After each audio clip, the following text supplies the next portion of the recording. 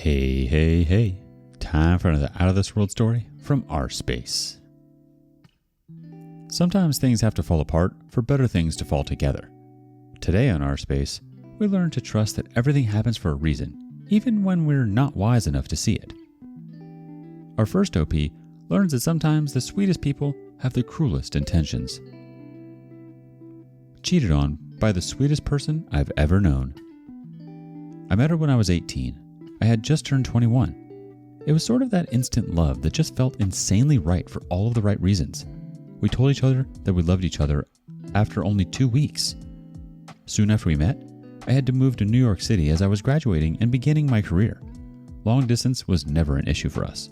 We'd see each other at least once a month, and given COVID, we were able to spend a lot of time together. She became my human to take care of, a reminder of why I work long hours, and my answer to the question of, what's the point? Let's call her B from now on. B always struggled with depressive episodes, a lot of it centering on issues with friends and past trauma, but some of it from within and couldn't always be explained.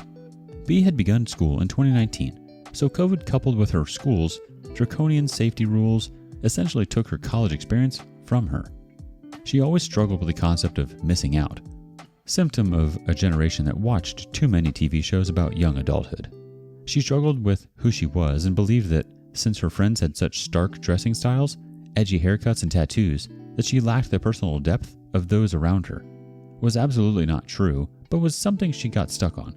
It's now looking likely that she's bipolar. Fast forward about 2 years into our relationship, and I'm finally moving back to the area that we went to college in for work. I'm beyond elated, because I finally get to be nearer to the person that I thought would be my forever. Initially, to save some money, I thought it was a good idea to live with my parents. However, the reality of doing that was basically becoming a cave person. I stayed at home all day, didn't shave, lost my career ambition, and got fat. This was around the time the infidelity started, but unfortunately didn't know for quite some time after. B began expressing some discontent with the state of our relationship around October of 2021. She said she needed space to hang out with her friends more, and that she was too stressed out with school to keep her job. Understanding the difficulties of doing her major, I, 1, agreed to start paying for her living expenses, and 2, she didn't have to drive to my parents anymore, get a $3,500 a month apartment in the nearby city after Christmas. I told her that after Christmas break, things will get better. I just needed to stop smoking weed, get my ambition back, and move into the city so we could do fun stuff again. After Christmas break, when B got up, I surprised her with a really nice trip to the Caribbean for spring break. I told her that I fully planned to keep all of my promises and get better. I wanted to keep her no matter what. However, I did notice some strange behavior changes in her attitude, and I started to get suspicious that something was happening. The signs are always crazy obvious retrospectively, but never something you want to believe, so you don't. You ignore them instead. We'd always call each other before bed, but around this time, B would just be a ghost on random nights. She'd text me early the next morning, "Sorry, I fell asleep studying," or "Sorry, my phone died." She'd go out and not text me that she got home all right, or send the usual silly drunk texts. She'd come over one night after having been out, and her lock screen background was no longer a photo of me. The intermittent period between the start of her spring semester and spring break was me trying to turn things back into our old relationship. Fun brunches and dinners, trying new experiences, shopping, while trying to ignore all of the above and not be suspicious. There was one night, though, that I had a full-blown panic attack while she was at a concert. I texted her at 8 p.m., didn't hear anything until 10, when she said she was on her way and didn't arrive until 2 a.m. Concert venue was 10 minutes away. She, to this day, swears nothing happened that specific night. She also promised me that night that nothing had ever happened. So we go on this trip together, end of March, and it is truly one of the best times I've ever had. We reconnect romantically, sexually, and align on what we want out of the world. But, on the final night, I discover some pretty disturbing Reddit posts that she'd posted. Not saying I should have done this, but this prompted me to check her phone. I've noticed from emails that she's downloaded Tinder several times since November of 2021 through February of 2022. I frantically wake her up and start asking what the heck is going on. Sobbing and begging, she promises me that she's never cheated and wants to spend the rest of her life with me. I ask her to swear on her family's life, and she does. Knowing her, I left it there. I didn't think she had the capacity to lie on the lives of her family. The next few months after the trip were pretty much back to normal us. Of course, I was hurt that she'd been messaging people on Reddit and was on Tinder, but I really couldn't, and still can't, see my life without her, so I brushed it off and took her word. She moved in with me in May of this year. Living together was amazing. We had no issues doing it, had lots of fun, and life was really starting to feel like it was falling into place.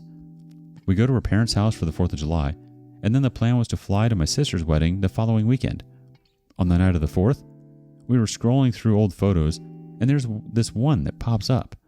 It's a sexual picture that, given the angle, she could never have taken by herself.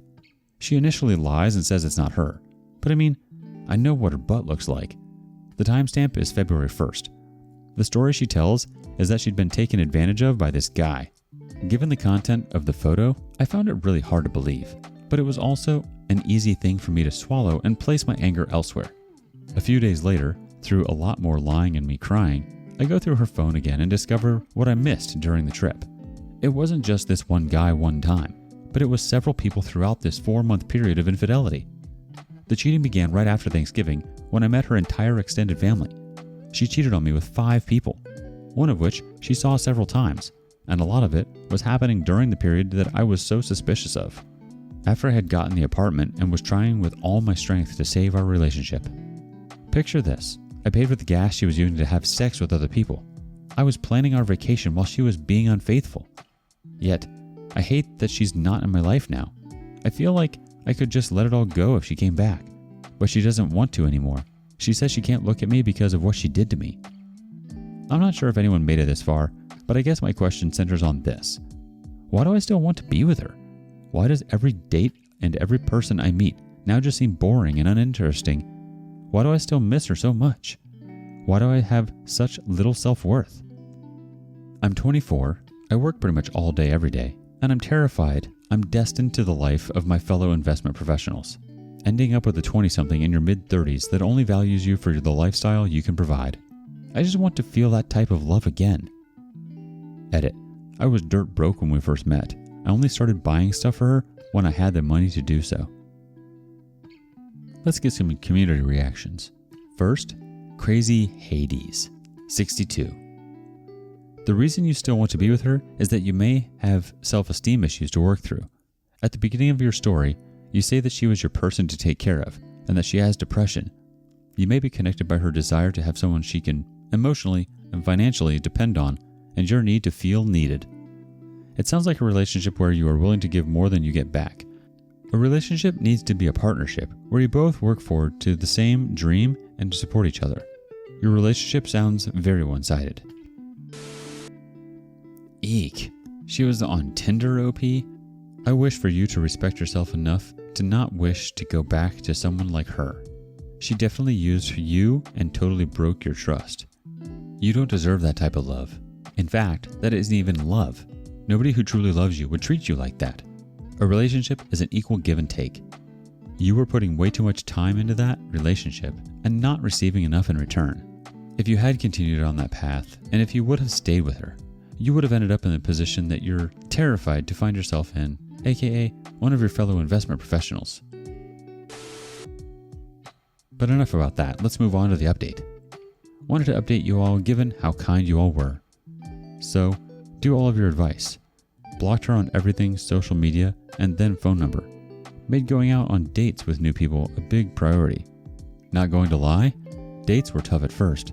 I'd say up until about the 5th person that I went out with. Having sex was tough. Found the dates to be boring. Then, it finally clicked for me when I realized how one-sided our relationship was. How much better I was than her, and how little she provided in that relationship. Y'all really helped me with that. It quadrupled my body count. Banged her manager that I met through Hinge. I got her an internship at her company. Told a coworker what a piece of crap she was. Y'all may think this is petty, but taking back some of what I gave her felt like a huge W. I also think, in a way, there's a reason we matched. After about the 10th date with the new people, I've met someone super cool.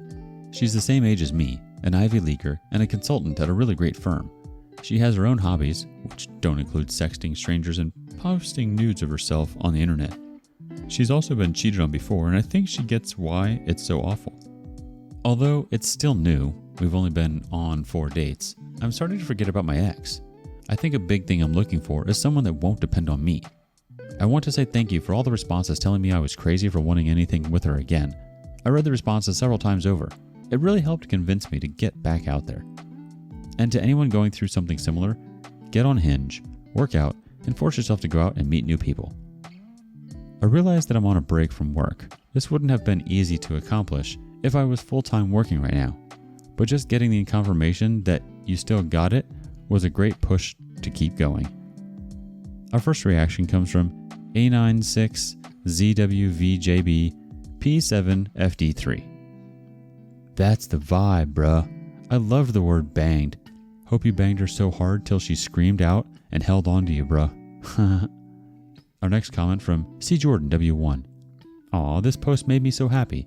See, I'm curious though, if you don't mind me asking, has she tried to contact you at all? Oh, this is excellent, OP. You're absolutely living your life, and that's all one can ask for. It's hard to be intimate with someone after being mistreated like that. Being intimate is total vulnerability, and that's not an easy thing to do. And you know what? If you wanted to bang your ex's manager, bang her. You got the last laugh. And when we don't know whether to laugh or cry, it's best to laugh. Wishing you all the best, OP. Up next, 30 is the new 20. Found out my potential fiance had a girlfriend. Just got home from the airport and I'm just numb. We used to date when we were younger and reconnected 3 years ago. We started as friends, then moved towards more, until he confessed he still loved me. I was ecstatic.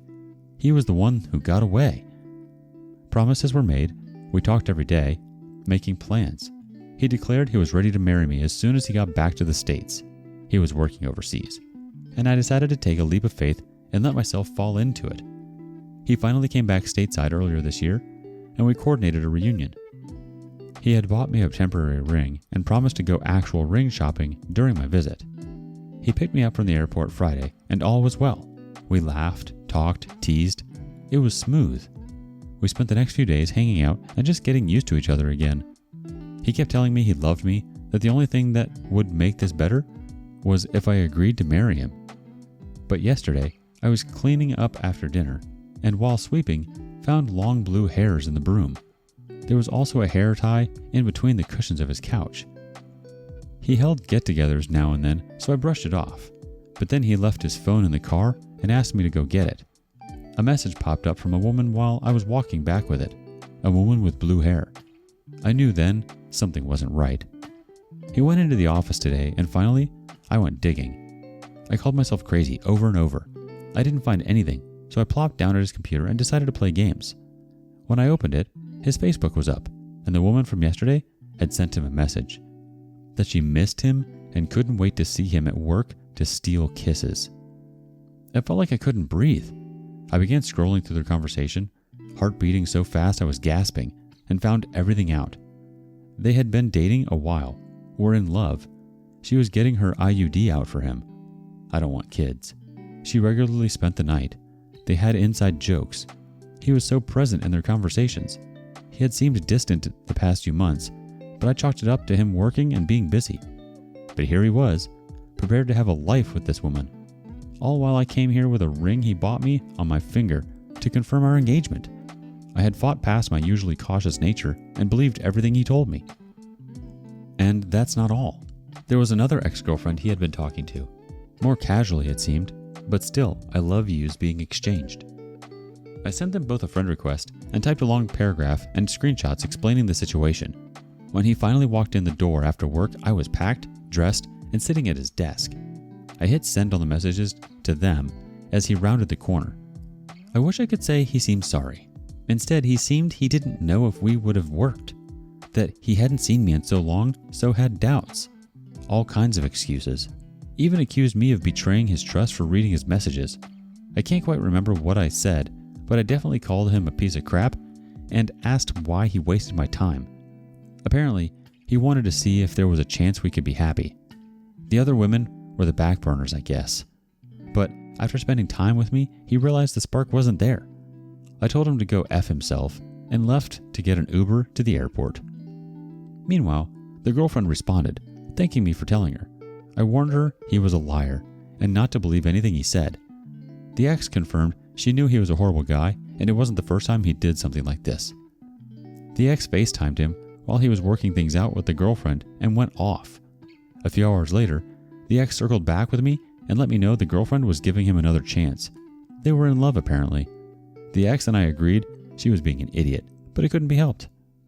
I thanked her for the honesty and blocked him everywhere. The girlfriend had already unfriended me. I don't even know where to go from here. I was planning my future and now he gets to have a happy ending while I'm left alone and angry. 3 years he lied to me. 3 years of wasting my time.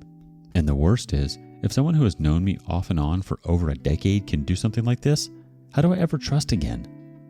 The only one who knows is my mom. I can't tell anyone about this, about how stupid I was.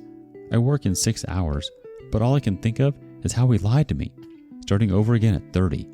And I think I'll just be single forever. I can't do this again. Let's see how the community reacts. First up, Life Yogurt Closer 98. OP, you did nothing wrong. That's all. You did nothing wrong and shouldn't have to punish yourself and feel ashamed because of one a-hole who continued to lie. You put everything you had out there, and that's great. It's amazing. That ick couldn't even bother confronting you about wavering his emotions and instead tried to find others to support him if things went badly with you. He was not going to break up with any of you, and blue hair is stupid for thinking she's special. The Stranger 2018 adds, if you give up after meeting one frog, you will never meet your prince. Think of it as a lucky escape. We have one more comment from Momplicated Wolf. I have a similar story to yours. You may want to look into narcissistic personality disorder and see how much of it helps the pieces fall into place. Know 2 things. 1. He chose you as a partner because you're a good person. 2. He will not ride off into the sunset with his new girlfriend and live happily ever after. He will do the same things to her. He already has. She may put up with it longer than you. Social media may portray them as happy, but it is not real, and you should pity her rather than be jealous of her. She's wasting her time, and you're free. Wow. He gave you the oldest story in the book, OP. He tried to blame his own actions on you because how dare he acknowledge that he's actually done something wrong. Honestly, hun, you are not stupid at all. Don't say things to yourself that you couldn't imagine saying to one of your best friends.